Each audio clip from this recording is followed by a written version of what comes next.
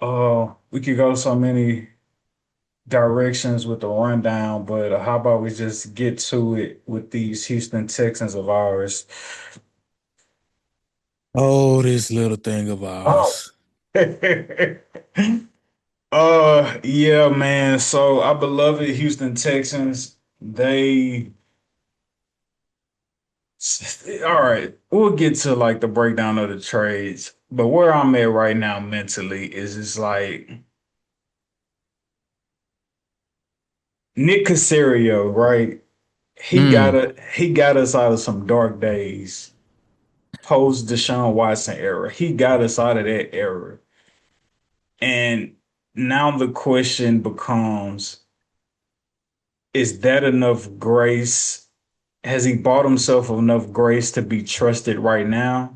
Or could he be reaching his ceiling with how far he's been able to take this team I want to reserve full judgment until I see all the moves because of the offseason? the trading of the two linemen, it does, you know, it does put some cause to pause there. But as my antennas do get raised, that would tell me that with David Montgomery's expiring contract, we are looking to throw a lot of money at the O line, being that we traded two of them. So I do want to remind people, although we have a late first, right? We do have two second round picks. And the fourth that we gave away in the David Montgomery trade was actually not our fourth to begin with. It was actually the Commanders' fourth that we got in the Laramie Tunsil trade. So again, just dividends paying off, from being or doing some good GM work, the past year prior. So uh I will say this, it's the same old Texans, man, in this regard. Like, bro, can we not trade for an aging running back? And I get it. David Montgomery isn't your typical 29-year-old running back because he doesn't really have the wear and tear because he was able to split carries with Jameer Gibbs. But I do think that um I want to reserve a bit of judgment and see how we make the O line out because I do think Nick Casario has proven himself to be a good team builder, but I do think he has failed in protecting CJ Stroud and building out the O line. So I think the best year of our O line was probably CJ's rookie year. And I think it progressively got a little worse year after year. I think that's like an accurate and fair assumption. But I'm gonna reserve full judgment to see how Nick Casario, attacks building the O line. But um, I do like the move because it says, I still believe in this team. We needed a much needed ground presence. And I think he matches the persona of toughness and aggressiveness that we have on defense, and to bring that on offense, it's something we were definitely missing last year. Um, with Joe Mixon kind of missing the whole year. So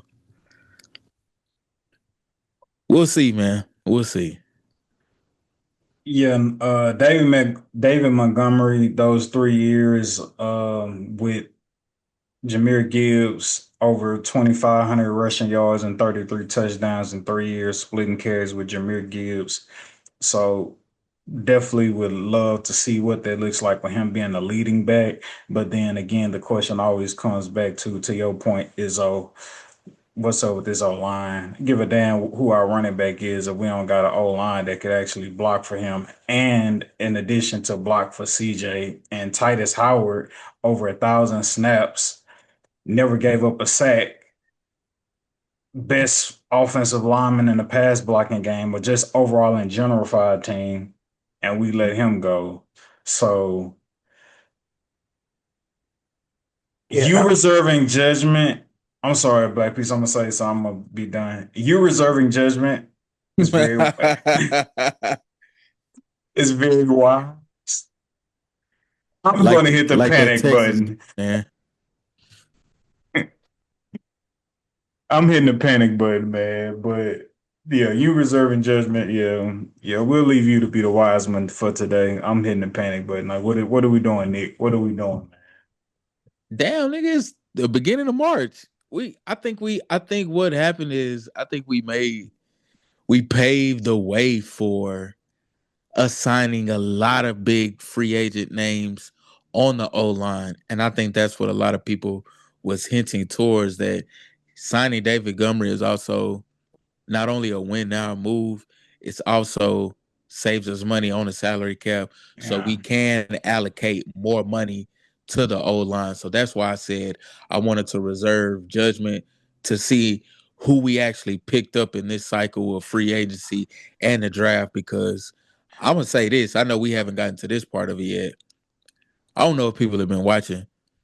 Bro, this draft is gonna be legendary, man. It's a lot of great athletes top to bottom, from um, the trenches on outward, in regards to um, just raw athletic talent within the draft. So I think I think we're gonna be able to build either via the draft or free agency, because a lot of GMs went into prior to the combine.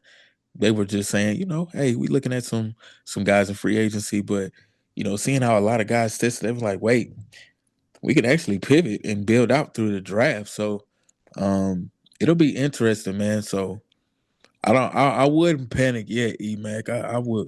I say hold your horses a little bit on that one, dog. But I feel you, but at the same time, let him cook. Let him cook a little bit. Let's see what let them he cook.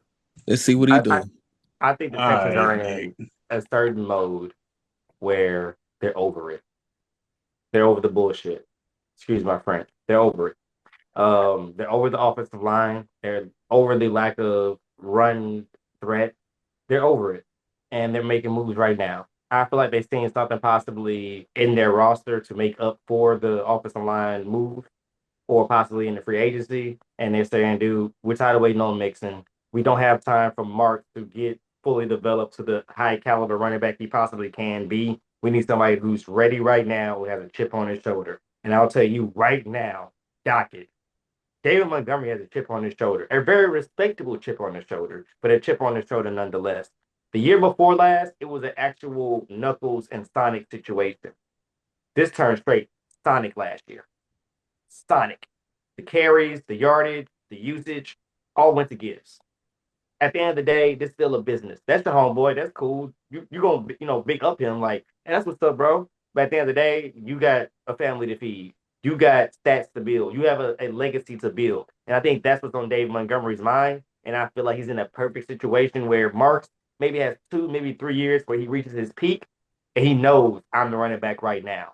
And they're physical, in the mindset for the Texans is physical, and that's the style of football he plays. And I feel like he's at home now. If the Texans utilize him correctly, keep him healthy, I feel like, dude, we may be a very scary threat next year. I have been watching CJ's demeanors lately. I appreciate him like owning up a little bit more to how he performed in the playoff. A lot more accountability. He not saying he steered away from the accountability, but he just put a little bit more on himself. I think the last appearance he had at a war show or something, he kind of just stood a little more on it, and I appreciate that. But you got a lot of work to do, and I feel like he understands that, and I feel like he's going to take advantage of that during the off season. I feel like the Texans know they have possibly one more year for this defense to be at the level that it's at, if not maybe two notches under. Because Before you great can't pay defenses don't last everybody. constant years unless you're the Ravens or the Pittsburgh Steelers. Yeah, to your point, guy, because we're only going to be able to have them under contract, the defense that is for so long. Um, yeah, yeah, Who knows? We man. could possibly be the next Pittsburgh Steelers or Ravens, but only time will tell, and we can't count on that. They've been doing that. Like they've been known for having defense for over 20 years straight, almost. Maybe like a hiccup or two in between, but those teams have been known for having great defense. I mean, the Ravens just fell off the wagon, but the Steelers still known for having great defense. Yeah, man. just so it's not confusing, we didn't trade away Titus for Montgomery. Titus Howard, we traded him away to the Cleveland Browns for a fifth round pick. And Montgomery, we acquired him with a fourth and second round pick in exchange for a fourth and second round pick, in addition to Juice Scruggs. So yeah, but right now, as it stands, recording today, we got 9 million in cap space, maneuvering and restructuring things around. We're hoping to broaden that, as Sean Izzo was saying, with us still having a lot of moves left to take. Um, but here's a question. Here's something I was thinking about with the free agent market of running backs. David Montgomery was one of them, but you also got Kenneth Walker, Travis Etienne, Rico Dowdle. Do y'all feel like we should have waited a little bit, or do y'all think we could have got any of these other guys in the free agency, these running backs?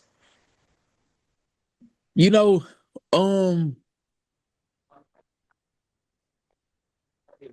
I I think I think it worked out specifically. I think I know what Nick Casario was trying to do. He wasn't trying to get a guy who was looking to get paid. Rico Dowdle was looking for a huge payday, right? And typically, guys don't want to pay, or allocate a lot of money towards the running back position. So if you can get a star running back and you can get a premier name at the position on an expiring deal, right, that meets and kind of lines up with the timeline and the contractual obligation of, hey, we still want to go with a win now move, a splash move, but we also want to line it up salary cap wise to really have the most money to spend on the O line. So from that standpoint, I kind of see where Nick was going with, because the names you kind of name, again, Travis Etienne still relatively young, looking for that Hmm. major payday. Again, Rico Dowdle, It's was on a like, 1 year deal with the Panthers, looking for that yeah. major payday. So these And guys, especially Kenneth Walker coming off the Super Bowl run. And right, and and it's he's like being a free agent too. The Seahawks not, taking him back. yeah, it's like you want us to pay you or pay your offensive line. Which one you want? And at this point, you know what I mean? Again, so like I love the splash move of the name. And especially him specifically not having that many carries. He's not the typical 29-year-old running back due to the mileage. He still has a lot of good miles left. So And and having this conversation with y'all, I can start to see the light from this standpoint. You understanding Nick Casario's thought process and taking David Montgomery because all these other guys they gonna want big cash outs. And then not only do you get a David Montgomery who you don't have to break the bank for, but you also get a David Montgomery who, a la Black Peace, he has a chip on his shoulder. So you get a guy who's hungry and a guy that you don't necessarily have to cash out. So I'm starting to see the light. I'm starting to see the light. Nick Casario, Absolutely. you are now on the clock. I mean, even though he was the At nigga this who made point. the move, but I feel you, like, good move, but definitely want to see more. The doors of the pod are open.